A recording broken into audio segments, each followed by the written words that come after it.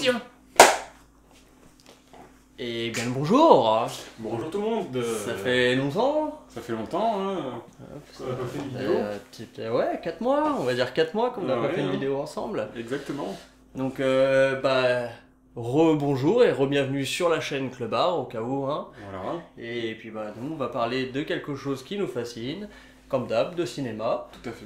Alors, Et là, en d'une l'occurrence, série, une série voilà, ouais, qui, malgré quelques défauts, reste une excellente série du début jusqu'à la fin. exactement, et on va en parler avec vous aujourd'hui. Je sais pas si on va parler d'analyse ou là c'est plus une critique, là c'est une grosse critique. Ouais. On va pas parler d'analyse, de détails, de machin, enfin ça, de toute façon ça sera impossible à expliquer. Tout à fait. Un petit résumé de Dark. On peut résumer Dark, ouais. Résumer sans trop en dévoiler. En gros, la série se déroule dans une petite ville d'Allemagne avec une centrale nucléaire qui fait vivre la ville. Yes. Et puis dans le premier épisode, en fait, on suit un groupe de jeunes adolescents qui s'amusent à découvrir un peu la forêt de leur ville. Et ils découvrent une grotte assez particulière. Et en fait, il y a un des jeunes qui se perd dans la grotte. Enfin, c'est comme ça qu'on nous l'amène au début. Et donc, du coup, on va au début suivre une enquête policière Pour retrouver le petit. pour retrouver le petit. Et en l'occurrence, c'est le père du petit qui est policier et qui recherche activement son fils. C'est ça. Cette vidéo sera 100% spoil. À partir de maintenant. À partir de maintenant. Voilà, c'était le petit résumé. Voilà. Donc ce Dark, ouais, ça parle voilà, de voyage dans le temps, Voilà. de voyage d'époque, de machin. Et plus récemment, de monde. Comme la saison 3 l'a inclus en fait. Voilà. Donc, la Fin de la saison 2 avec ouais. Martha qui C'est vient ça. chercher... Comment expliquer tout ça? On va Ça pas va le être très faire parce compliqué. qu'on s'en bat les couilles. Non, c'est juste on va sûrement en revenir dans la critique. Voilà, De toute façon, là, voilà. on parle du principe que c'est une critique et non une analyse de la série. Comme on a pu le faire sur The Lighthouse ou The Lighthouse. Je suis un bon français, moi. The Lighthouse. The Lighthouse. Et non, donc voilà, on part vraiment sur de la critique, ce qu'on a pensé, nous, les points positifs, les points négatifs qu'on a pu ressentir durant ces 3 saisons. Clément, tu as été plus happé par la série que par moi je l'ai été. Exactement, ouais, ça a été un coup de cœur dès la première saison, même si la première saison j'ai eu du mal un peu à accrocher au début. 4 épisodes, ouais, voilà, ouais, 4 c'est- épisodes pour vraiment s'imprégner de l'univers et de comprendre un peu les enjeux. Et à partir de là, voilà, j'attendais chaque saison avec impatience. Ouais, moi j'ai pu voir la saison 1 et la saison 2 d'une traite. Ce qui est quand même pas mal. Ouais. Après la saison 3, bon, du coup je l'ai attendu 1 an, comme tout le monde. Tout le monde, hein, ouais. Mais, Le jour de l'apocalypse. c'est ça. Mais non, c'est... Voilà, c'est une série, moi, qui m'a été vraiment... Enfin, un coup de cœur aussi, hein. Ouais. Franchement, la saison 1, ça a été un gros coup de cœur. La saison 2, je l'ai pas décroché, mais j'ai trouvé un peu mou aussi, comme la saison 1. Après, c'est vachement contemplatif aussi, hein, comme Ouais, série. non, Ça mais prend ça, son ça, temps, c'est- il y a des plans assez... assez lents, enfin, assez... Ah bah fixe. c'est des plans fixes, de toute façon tout le long c'est en plus les mêmes plans qui reviennent avec des tons différents et Ouais, ça c'est ouais. super impressionnant en fait par rapport au directeur de la photographie qui a géré ça à la perfection. Les plans de Dark c'est un truc incroyable. Ouais. Ils arrivent à nous faire transporter tout de suite en fait. Chaque début d'épisode commence principalement sur un plan fixe ou un plan large en drone en fait. Mais donc je suis souvent sur la centrale d'ailleurs. C'est vrai. Mais à chaque fois, il y a quelque chose de différent en fait avec le plan. On n'a jamais l'impression de revoir le même alors que c'est le même. Ouais. Tu sais, c'est complètement différent. Donc ça, c'est déjà en termes de points positifs, un coup de cœur par rapport à ça. Les personnages, tous attachants. Ouais. Vraiment, il n'y a pas un personnage... Bon, Martha, la saison 2, qui m'a saoulé. Bartosz, qui a eu... Moi, c'est plus Bartosz Pour qui moi, m'a c'est saoulé tout le long, à part à la fin, mais bon, tout le long, moi, je Mais, me suis demandé à quoi il servait, quoi. Mais... Oui, c'est vrai. Mais moi, c'est vraiment Martha et Bartosz qui m'ont saoulé, en fait. Après, sinon, tous les autres personnages sont très très attachants, surtout Jonas, le personnage. Puis très bon casting, quoi. Ouais, franchement. On joue très très bien, les ressemblances entre les différentes époques de chaque personnage, on dirait vraiment quasi les mêmes. Non, on a des décors vraiment fabuleux vis-à-vis de ça, mais franchement, Dark a été de la saison 1 à la saison 2 un gros coup de cœur. Mais la saison 3, pour ma part, a été une petite déception, voire une grande déception, surtout sur la fin. Comme on en a un tout petit peu parlé avant la vidéo quand même, parce que bon, on a échangé un tout petit peu quand même. Pour moi, Dark du début à la fin c'est très bien. Et enfin du début jusqu'à on va dire la mi-fin, tu vois.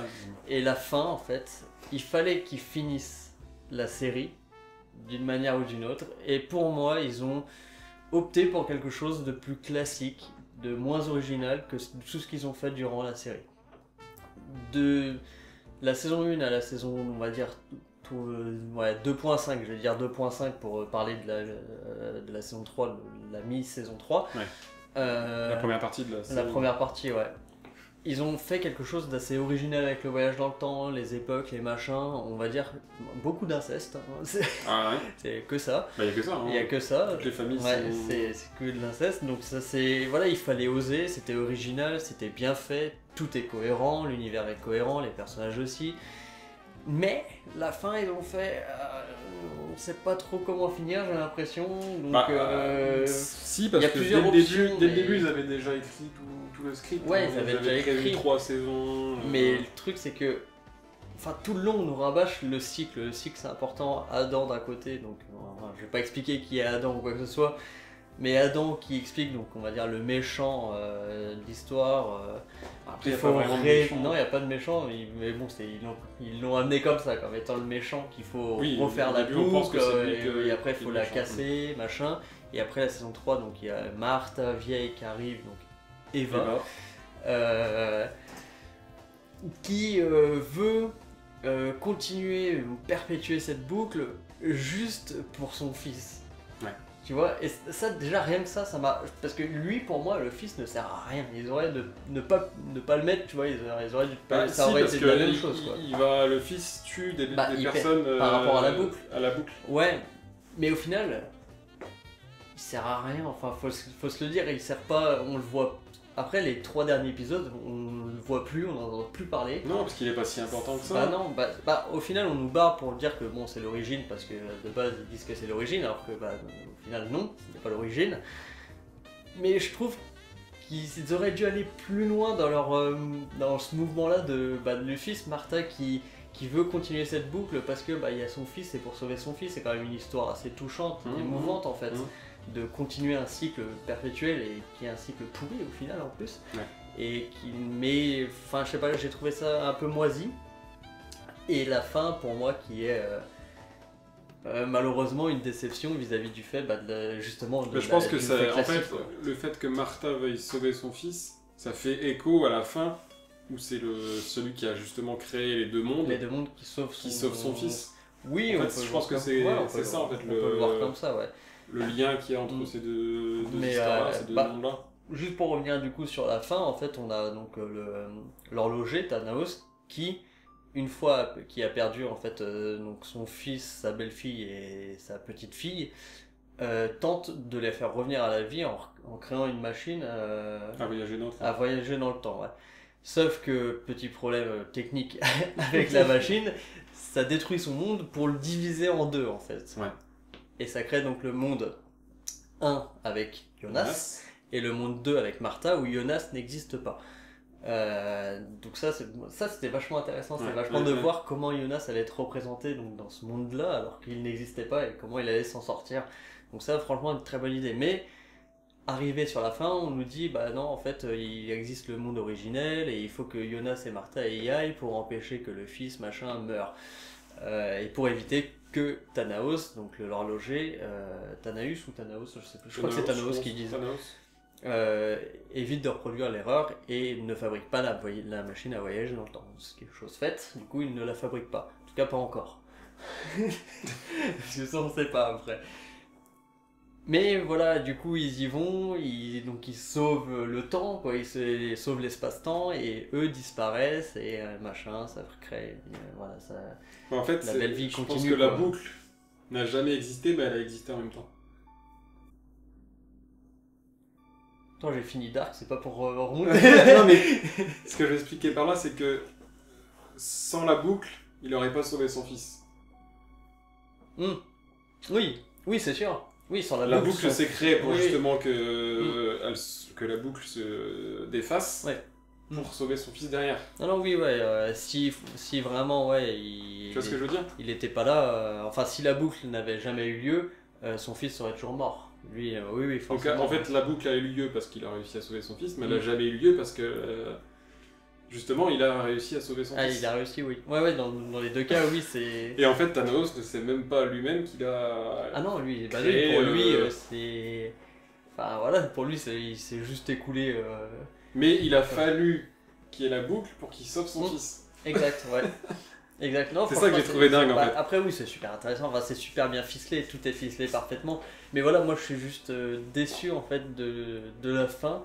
Et après du repas qu'on voit et qui est prévisible, on voit l'imperméable, enfin le truc jaune là, de Jonas et que... je pense que la fin c'est pour montrer que peut-être qu'il y a plusieurs mondes parallèles qui existent en même temps et que des fois on a des impressions de déjà vu. Ah oui, c'est peut-être ça qui explique... je pense après voilà c'est une petite déception, hein. J'ai adoré la série, hein. Franchement, enfin ça se déguste... comme ça. Hein. La saison 3, il y a quelques épisodes quand même sur des longueurs qui m'ont un peu saoulé. L'épisode 4 à 7, j'étais pas fan parce que je trouvais que ça se tenait à longueur et qu'on répétait souvent les mêmes choses. Donc ça m'a un petit peu saoulé. Maintenant, après, voilà, on va dire que c'était pour le bien de l'histoire. Mais globalement, tenir une série comme ça sur 3 saisons, voyage dans le temps. Il faut avoir les couilles, il faut avoir l'espoir surtout que ça fonctionne bien et qu'il n'y ait pas d'incohérence. Après, franchement, moi, en tant que spectateur, j'ai vu aucune incohérence. Maintenant, voilà, je suis pas allé dans le détail non plus, mais à voir. À part peut-être les intentions du directeur de la centrale. Oui, comme on en avait discuté un peu.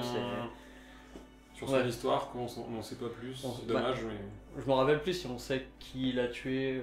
En fait, il a tué le frère du policier. Dans la saison 2, il y a un policier qui arrive pour mener un peu l'enquête. Ah oui, exactement, je m'en souviens un peu, parce que c'est vrai qu'après un an d'avoir... Toi, t'avais tout... J'ai tout regardé avant de regarder la saison. Moi, non, j'ai regardé la saison 3 comme ça.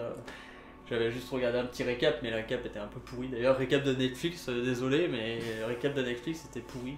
Ça durait 10 minutes, mais sur YouTube, là, franchement, c'était à chier parce que ça te disait pas grand chose. Mais non. Et toi, du coup, en termes de positif et de négatif, de ce que j'ai pour moi, le négatif, c'est, je te dis, c'est surtout le directeur de la centrale. Ouais, à la fin, elle peut être un peu décevante, c'est vrai, mais pour moi, elle est vachement... C'est justifié. C'est justifié par le fait que c'est vachement recentré sur l'homme, en fait. Qu'on a tous un destin, qu'on peut faire ce qu'on veut, on n'échappe pas à son destin, en fait. Ouais. Et puis, voilà, positif, j'en ai déjà parlé, c'est... plus mes mots, mais voilà quoi. Il est ému par la série. Ouais, non, j'ai été vachement ému. La fin est quand même triste, hein. Faut pas se le dire, mais tu dis en fait t'as traversé toutes ces aventures avec eux. Et que en fait leur monde n'existe pas. Parce que là c'est le cas de le dire, Jonas et Martha. Ils n'existeront jamais, même à travers la série quoi. Non. C'est vrai que c'était un peu touchant quand même. J'ai failli verser ma larme, mais je me suis retenu. Je l'ai versé moi. Je l'avais trop versé pour d'autres choses. En fait, j'ai trouvé la fin vachement poétique. Ça a apporté une petite touche de poésie et ça m'a piqué au cœur, quoi. Voilà. Assez d'accord avec toi, vraiment. J'aimerais bien savoir ce que les gens ont pensé de la série. Donc si vous visionnez la vidéo, bah, dites-nous dans les commentaires. Un peu ce que vous en avez pensé. Puis des théories au pire, des théories, sur la fin, si vous pensez que du coup comme Jonas va naître, vraiment, mais ça sera pas le même parce que bah, s'il n'a pas le même père. Est-ce qu'il va y avoir autre chose? Est-ce qu'il va y avoir un spin-off? Est-ce qu'il va y avoir un machin? Je pense qu'il faut pas en faire plus. Ah mais ça, malheureusement, les réalisateurs des fois ne comprennent pas. Après si j'avais un petit défaut aussi à mettre en lumière, j'ai perdu ce que je voulais dire. Oui, petit défaut que j'ai oublié de dire, c'est la fin en fait. Est-ce qu'elle arrive comme ça sans rien nous expliquer, ou est-ce qu'il y a des petits détails dans la série, pendant les épisodes qui nous amènent justement à cette fin? Est-ce que on pourrait s'en douter, ou est-ce que c'est vraiment mis comme ça d'un seul coup et qu'on est subjugué par le... bonne question. C'est vrai, je me suis jamais posé la question, mais ouais, c'est quand même une bonne remarque. Et donc dans un cas, s'il nous amène ça comme ça sans rien expliquer, bon bah ça peut être une petite déception. Par contre, s'il y a des petits détails qui nous amènent à ça, là, la fin serait justifiée.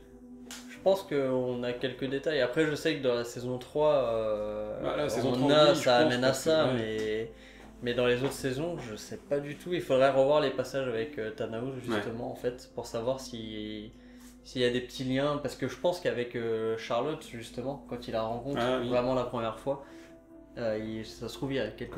Parce qu'en plus, elle s'appelle comme... la petite fille qu'il a perdue. Donc je pense que oui, il peut y avoir des rapprochements peut-être. Je pense pas que...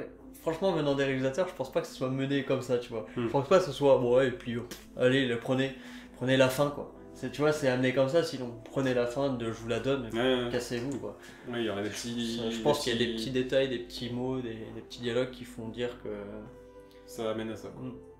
D'accord. En tout cas, bah... Enfin, moi, j'ai plus rien à dire. Hein. Moi, ça y est, j'ai fini aussi. Parce que bon, après, que dire de positif, enfin voilà, on a déjà tout dit. Hein. Le bon choix de musique, les plans, c'est magnifique, les acteurs, le casting, voilà quoi.